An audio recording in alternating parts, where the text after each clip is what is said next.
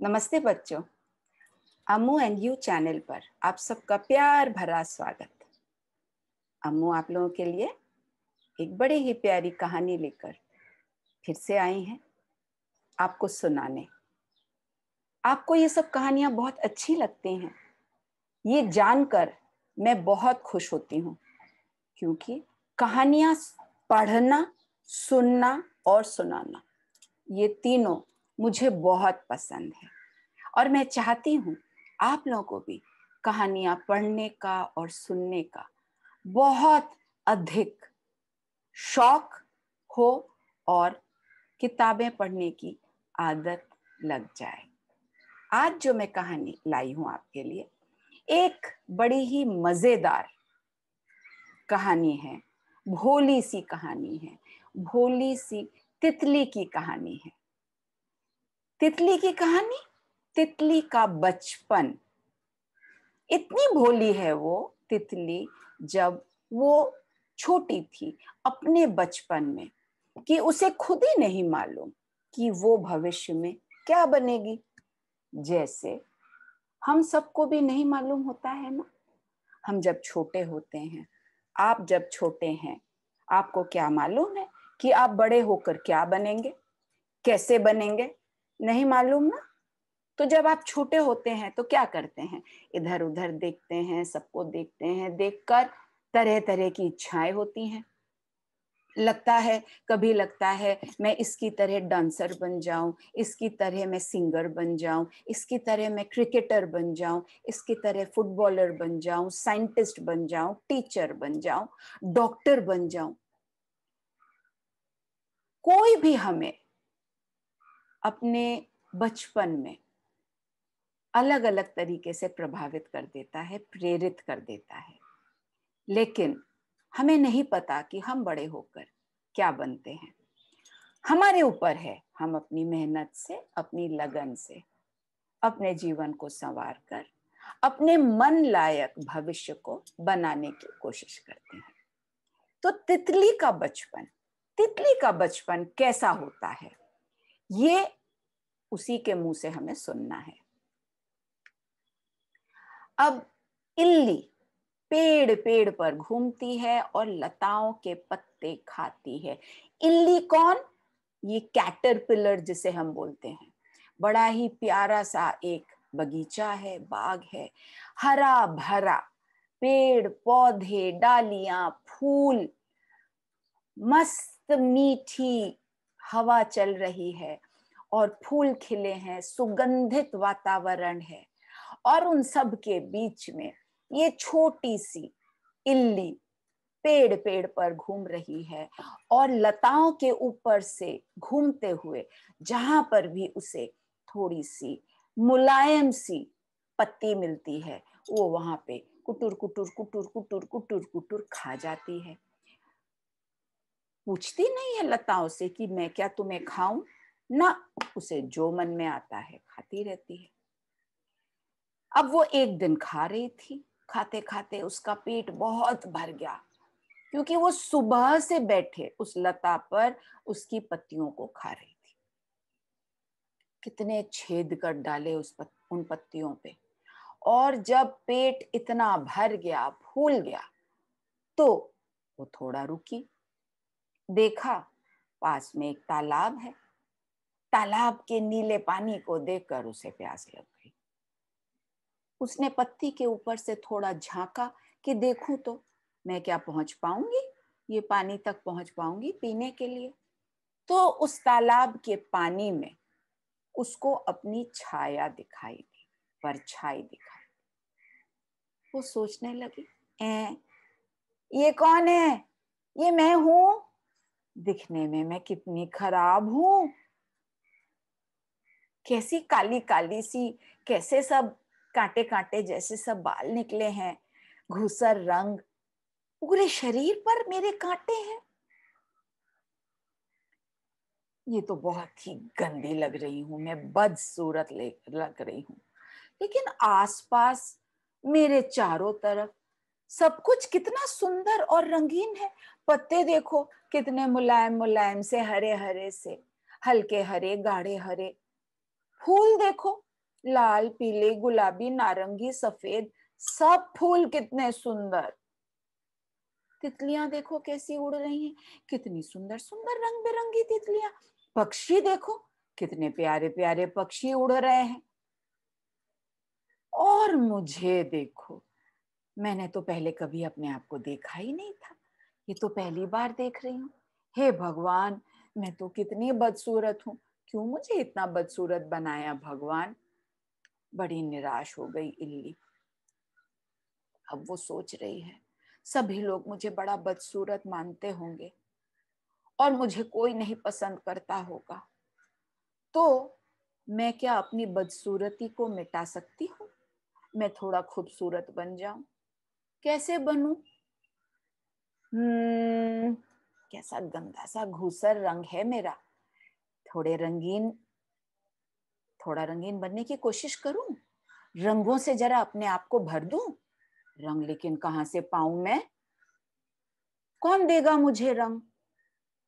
कोशिश तो करती हूं। ऐसा सोचते हुए इल्ली पास वाले फूल के पास गई।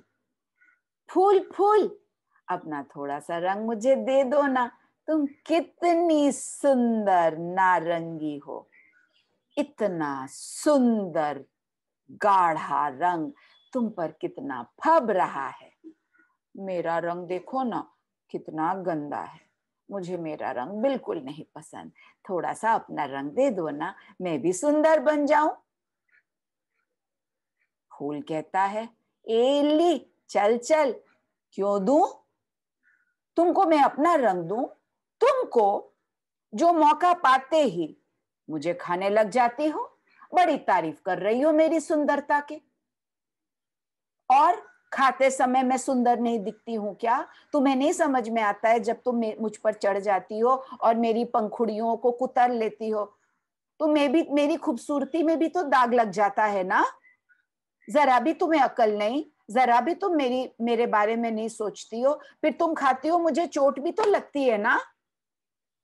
और अब चली आई मेरे पास मुझसे रंग मांगने। चलो चलो भागो। इल्ली निराश हो जाती है, चुप हो जाती है, क्या जवाब दे इसका। फूल सही तो कह रहा है। इल्ली फूल के पास जाती है और फूल पर चढ़कर उसके मुलायम मुलायम पंखड़ियों को कुतर कुतर के खा जाती है। अब फूल उसको रंग नहीं देना चाहता है। दुखी होकर वो अपनी नजरें ऊपर उठाती है। आकाश में उसे इंद्रधनुष दिखता है। वाह, क्या सुंदर इंद्रधनुष है। दूर आसमान में सातों रंगों से सजा हुआ रहता है। वह सोचती है, सात में से अगर एक रंग भी मिल जाता तो कितना अच्छा होता। इतना बड़ा इंद्रधनुष आसमान के एक सिरे से दूसरे सिरे तक जाता हुआ, कितना रंग है। और एक एक रंग कितना सारा है। और ऐसे तो सात रंग हैं, एक दो तीन चार पांच छह सात। काश कोई भी एक रंग थोड़ा सा मुझे मिल जाता। लेकिन इंद्रधनुष तो दूर गगन में रहता है। मैं गगन तक कैसे पहुंचूं? मुझे तो उड़ना नहीं आता। मैं इंद्रधनुष से रंग कैसे मांगूं? अब बड़ी दुखी परेशान इल्ली सोच रही है कि मैं क्या करूं कि मैं खूबसूरत बन जाऊं। मुझे अपना ये रंग नहीं पसंद, अपना ये शरीर नहीं पसंद, तो क्या करूं? कौन मेरी मदद करेगा? अब यहाँ बाग में तो फूल ने साफ मना कर दिया, तो पत्तियां भी जरूर मना कर देंगी। ऐसा करती हूँ, मैं जरा रिंकू के पास जाती हूँ। सामने वाले कमरे में ही तो बैठा है घर में, बड़ा प्यारा सा लगता है। चलो देखती हूँ क्या कर रहा है। तो वो चुपके चुपके चुपके रिंकू के घर जाती है। रिंकू अपने घर में अपने कमरे में बैठे अपनी टेबल पर तस्वीर बना रहा है। उसे तस्वीर बनाकर रंग करने का बड़ा शौक है। वो अपने सारे रंगों को पास में रखकर उस अपनी बनाई हुई तस्वीर में रंग डाल रहा है। टेबल बहुत सारे रंगों में भरा हुआ है। अब इल्ली सोचती है रिंकू से बोलेगी कुछ रंग उसके शरीर में भी लगा दे। तस्वीर में तो रंग भर ही रहा है, मेरे शरीर में भी तो लगा दे। जरूर लगा देगा। खुश हो जाती है और ये सोचते हुए कि बहुत जल्दी रंगीन बन जाएगी, रिंकू के पास पहुंचती है। जैसे ही रिंकू के टेबल के पास पहुंचती है, टेबल थोड़ा ऊंचा है, टेबल के पैर से ऐसे चढ़ते चढ़ते जैसे ही ऊपर आती है, रिंकू की नजर उस पर पड़ती है और रिंकू जोर से चिल्लाता है, माँ, देखो ये क्या आ गया है मेरी टेबल पे। और चिल्लाते हुए रोते हुए वो कूद कर भाग जाता है। इल्ली तो बड़ी दुखी होती है, उसका मन खराब हो जाता है। रिंकू मुझे देखकर क्यों डर गया? मैंने तो उसको नहीं काटा ना, तो फिर वो क्यों डर के भाग गया? कितनी बदसूरत हूं मैं कि मेरी बदसूरती को देखकर वो डर गया। ओहो भगवान, ये तुमने क्या कर दिया। ऐसा बोलते बोलते सोचते सोचते वो जल्दी जल्दी टेबल से उतर गई और वहां से भागने लगी कि रिंकू चिल्ला रहा है, उसकी माँ दौड़ती हुई आएगी और उसको देखकर पता नहीं क्या करे, फेंक दे मार दे, न जाने क्या करे। उसने अपने साथियों के साथ ऐसे होते देखा है कि उठा के दूर फेंक दिया जाता है। कितनी चोट लगती है उसके साथियों को तब। तो चुपचाप रिंकू टेबल से उतरी, जमीन से सरकती हुई जमीन पर रसोई घर की तरफ चल दी। रसोई घर में हमारी इल्ली पहुंची और रसोई घर में पहुंचकर इधर उधर ताकते हुए वो ऊपर चढ़ी। रसोई घर में किनारे एक मेज पर फलों की टोकरी रखी थी। फलों की टोकरी पर केले थे, सेब था, लाल लाल रंग का सेब, कई सेब रखे थे। इल्ली के मन में आशा फिर से जग गई। चलो भाई, इतना सुंदर गहरे लाल रंग का सेब है, इससे मैं रंग मांगूंगी, ये जरूर दे देगा।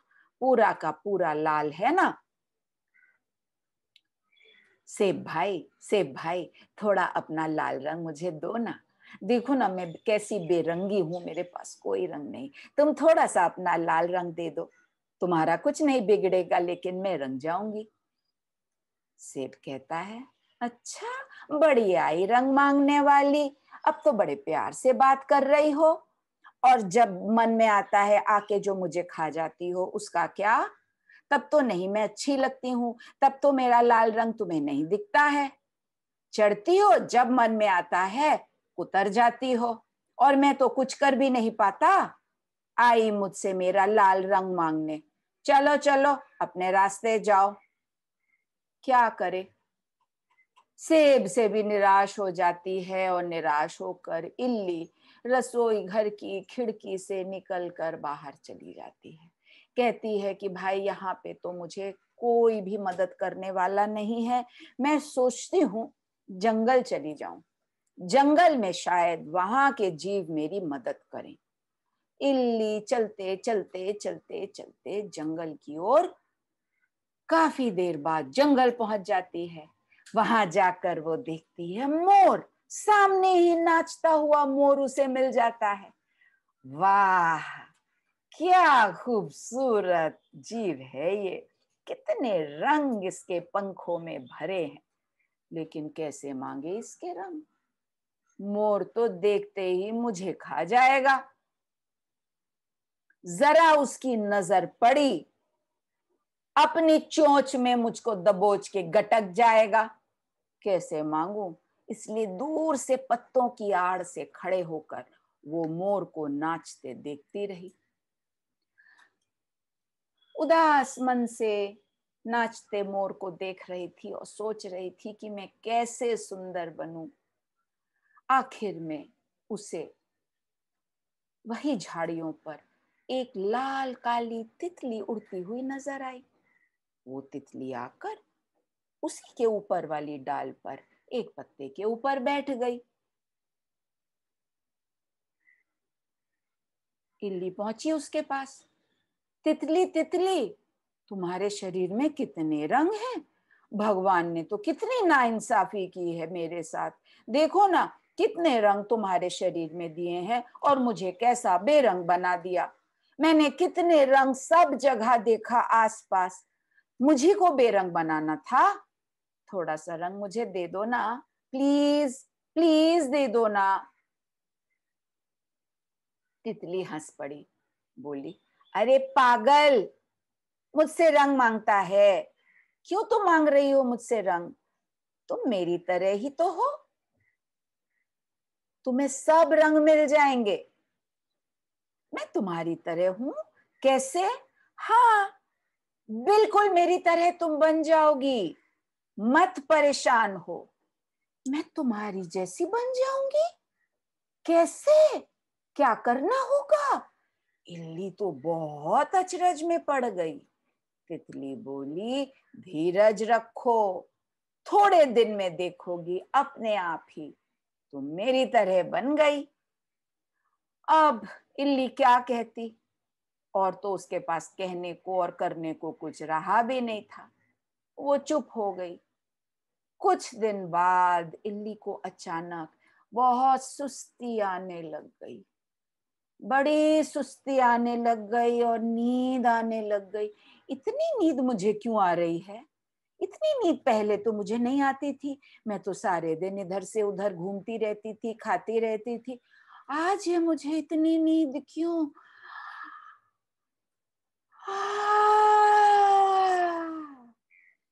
ऐसे करते करते उसने देखा कि उसके शरीर पर एक अजीब सा खोल बन गया है और उस खोल के अंदर वो चली गई है। उस खोल ने उसके शरीर को ढक लिया है और बिना उसके समझ में आए इल्ली गहरी नींद में सो जाती है। खोल के अंदर इल्ली गहरी नींद में सो जाती है। इल्ली को कुछ होश नहीं, कुछ पता नहीं।